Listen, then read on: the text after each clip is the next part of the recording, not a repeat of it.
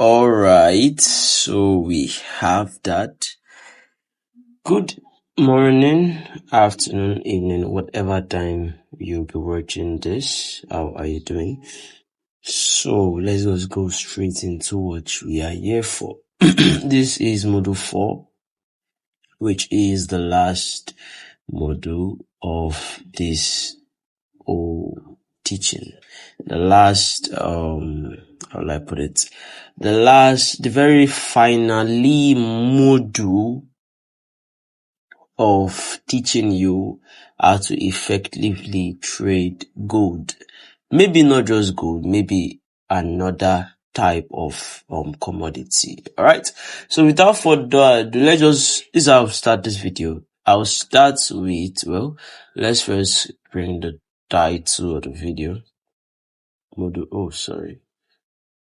Let's just bring the title of the video here. Module. What's happening? Hold on a bit. We're supposed to just be exactly. Module 4, let's say, I'll title it, I don't want to title it, but this is what I'll title it, the reverse.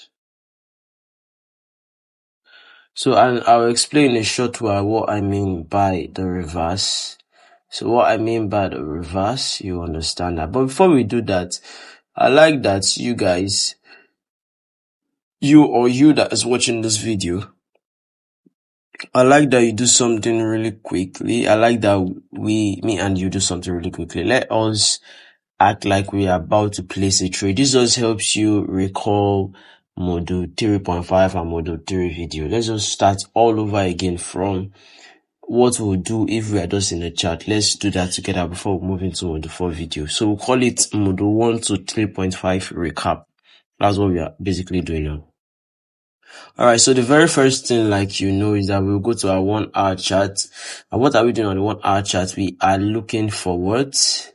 For whether we are in an uptrend or in a downtrend. So we see that we are in an uptrend because we see the last structural break, which is this green line, is green in color, or it's breaking to the upside, whichever definition is okay for you to remember. Use that.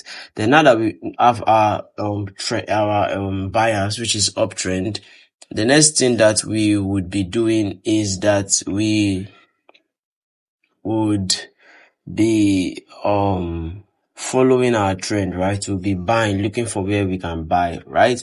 And how do we look at where we can buy? We will now move into the 30 minutes time frame. And the 30 minutes time frame, or rather than that, we'll move into our 5 minutes time frame. Please just follow me. Don't get me something. So in 30 minutes time frame, today being this day, we want to focus on what the market did today. First, now that I've seen what the market has done with our 1 hour, so we'll move into the market and we see this Tokyo session. Then we ask ourselves a question, and the question is very quite simple, which is, did the Tokyo session, let us first draw the eye of the Tokyo session with our line. I think that will make the class much more easy. So this is the Tokyo session. Alright, so this is the line. Well, let's have another line right down, because that will help me for the next teaching. Alright, so this is the line that we have. So what then do we now do? What's the next thing that we do? If market clears the upside, it means that it's following our trend. We are in a buy. So what then do? We buy. So now we have this clean structural buy, and we have this green, hold on a bit, and we have this green, blue, is blue, can you see it's blue? This blue swing block, we're on 5 minutes, don't forget. So what do? We get our, hold on a bit, we get our rectangle, alright, or any tool you want to use. The rectangle does the best to use, sure. Then we do this, and don't forget what I said. There's a way we place our stop. Don't forget that information, because this is where to buy from today. We are focusing we have seen the historic with the 1 hour. We've got our bias with that. Now we are moving into today's information. All right. So we click this, and don't forget plus 5 pips. Right. This is 11 pips. So let's just say 16. Then we'll increase it to, let's say, I want to see 4R. Is it 4R? I want to see 2.5R. So, you see, the market got triggered, although by this time we're not currently in the market. I personally wasn't in the market at this time. This was 1450. And you see, assuming we had been in the market, we would be in profit. This is about 2.68 pips, but we can try and extend it to 3R, but I said 2.68 pips, I meant 2.6R. So, but let's just leave it at 2.5R, like I've been teaching. So that's just the recap on what to do from module 1 to module 3.5, what I've been teaching so far. The very first thing is on the 1 hour chart. What you do is you look for your buy or your sell, what trend you are currently in, your bias.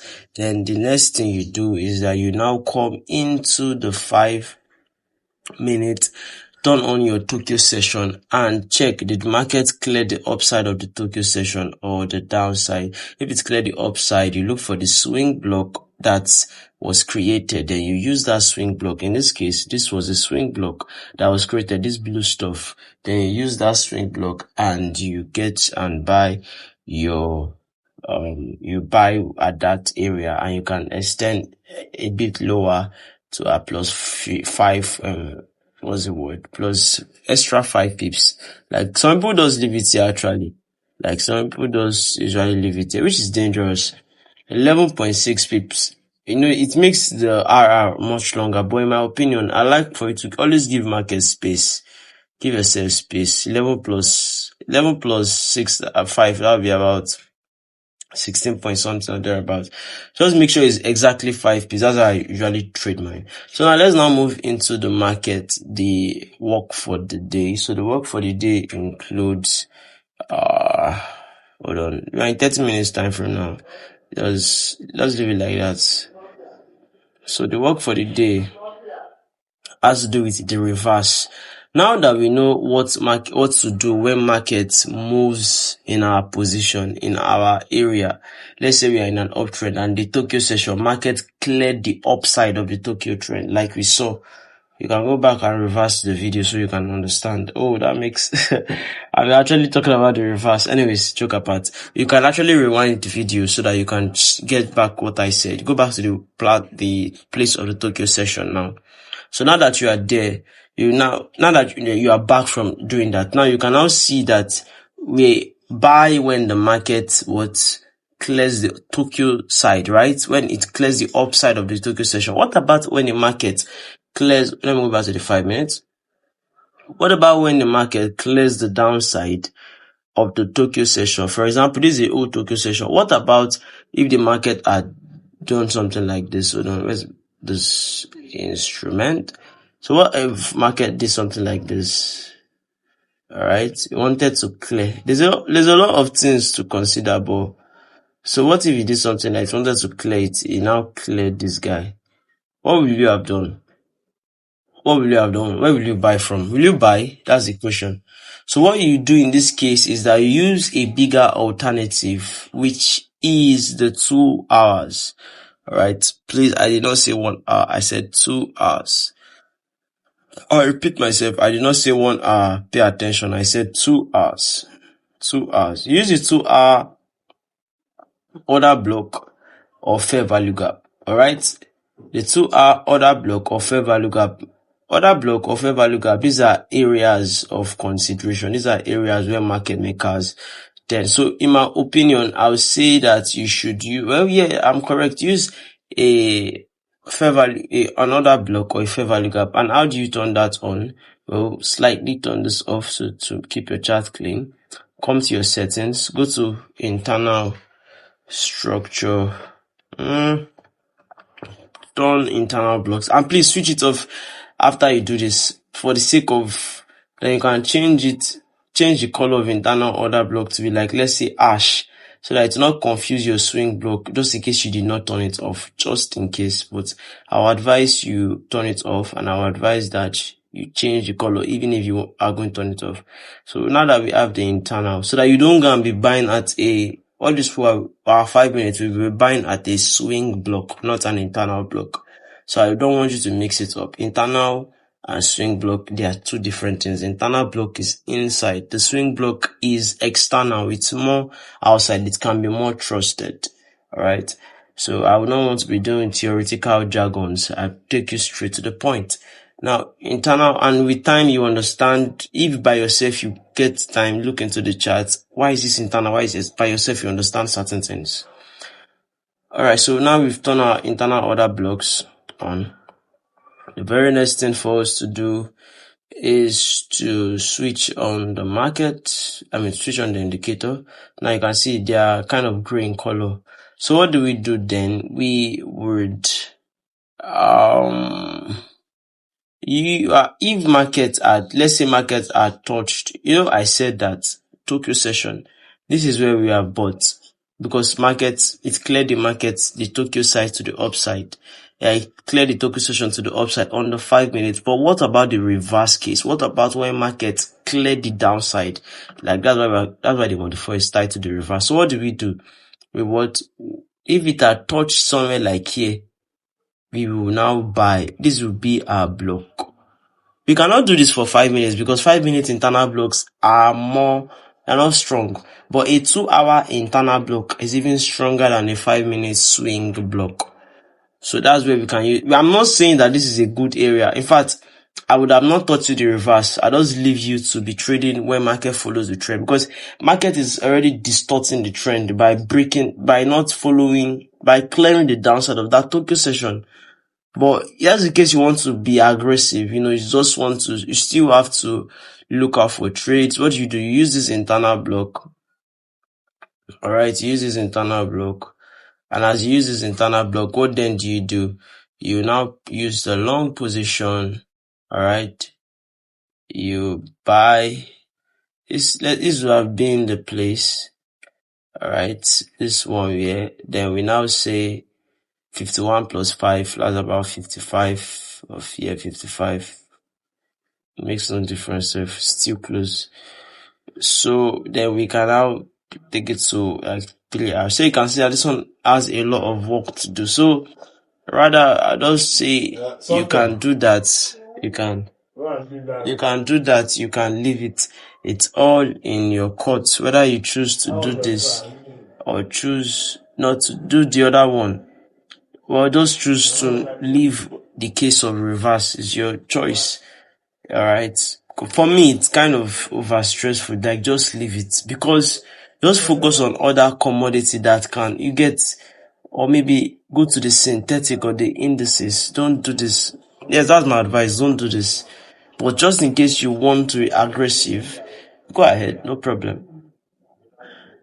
And having said all that, what about the case of the fair value gap? For the case of the fair value gap, hold on a bit. What do? We have to turn it on. Then we use this place. Then we have turned it on like this. We still use the 2-hour fair value gap. So you see certain informations here. You can see them, but they are not too big. So let me now make them big by increasing, extending it to, let's say, 50. So the size to be like 50. So you see this is bigger, exactly. So now that we have all that, we can see that the fair value gap here aligns so much with where we even bought. It's not the same thing. No. It's not the same thing. But let's just say that market did not want to touch this internal block. Market will have touched this fair value gap. But again, I will tell you, don't use all these things I'm teaching you. They are aggressive in nature. It's not the smartest way to trade. It's not the smartest way to trade. But why am I teaching you? I have to teach you. So this is a fair value gap, right? You place your entry here at the top of the fair value gap. Let's just say market touched that place. So after clearing the Tokyo session opposite to your trend. You can place, because there are two fair value, you can place your SL at the end of the other one. 22 plus 5. 22 plus 5 is about, let's say 27 bar. 27. So you can place your entry at 27. Your SL at 27. Can you see that? So that is how you trade the reverse, which is when market says it does not want to follow you by disobeying your Tokyo session. Market is an uptrend. Instead of market to clear you upside of the Tokyo session, which is by 10 o'clock in our own time, that's because Tokyo session is from 0 to 10. So it is up to 10 have passed that you can now say, okay, let's check whether market cleared the Tokyo session. Now, when market has cleared that Tokyo session to the upside and you're in an uptrend, you can follow the swing block of the 5 minutes. Alright? But when market did not clear the upside and you're on an uptrend, you went to clear the downside and you still want to catch a trend, what do? You can use the 2-hour internal block or a fair value gap to trade. But in my opinion, I'll consider it quite risky. Like, if I was in your shoes right now, and market actually, I will not even use this fair value gap because it's risky in my eye. You see, this is where intuition comes in. It's not as if it cannot work, but this is where I'm using my intuition. And trading, intuition is not all the time good. It's just good to be systematic because you are dealing with money. An accountant cannot have mood swings about someone else's money and whether he should spend it or not, or whether, no. It has to be very systematic, whether he likes the amount of money or whether he likes the currency of money or not. So whether you like this strategy or not, they don't use the reverse all the time. Certain times go to another pair and make sure everything clicks. The reverse is not too good for trade continuations more. Especially if you have a small account size, those trade continuations, maybe you feel that, you can risk a little for reverse, like lesser, because maybe if you have not traded and time is going, you've not traded and, come on, you are feeling like you are wasting time, you're not working, all those things, it should not be moving you. Your psychology should be intact. Yes, go to another pair and follow the continuation method. All those things I've teaching from module 1 to module 3.5, they are continuation methods. This module 4 is reverse. Reverse is aggressive. How are you sure that market is coming here? Hold on. Market is coming here. Oh, what's all this now? How are you sure that the market that is coming here, this part? Hold on a bit. Like this arrow. How are you sure that this arrow will touch here? How are you sure it's not like touch this guy? Like this guy, this one. How are you sure it's not touch this one? And say, okay, this is what I want to use. So you can see it's aggressive, but I'm being honest with you anyways. If market will have worked well a bit here. It looks solid. It looks solid actually. In my opinion, it looks solid. Market will have worked here. But for me to now be waiting, because this trade will actually take this particular one. If you use 5 minutes, this one will not actually, if you use 5 minutes, there's nothing like it to take this. But this one, 5 minutes might take like maybe 1 day or 2 days but at the last 5 minutes I showed you, took like 4 hours, right? So I don't take 5 minutes to all the time, take long times. It's not, so for this one now, this might even take a week or 2 weeks. Because this is a whole lot of journey. The market comes down to where? 4-7-ish. And enters 4-8-80. That's a whole lot of journey for good. So, do you have the psychology to wait for that? Do you want to be aggressive? Well, it's all in your court. You can use this method. Without further ado, I'll be giving you the assignment to do what I did to find a trade following the continuation method. Find a trade on, I'll not say SPX, I'll not say NAS 100, I'll say US 30. Alright, see you.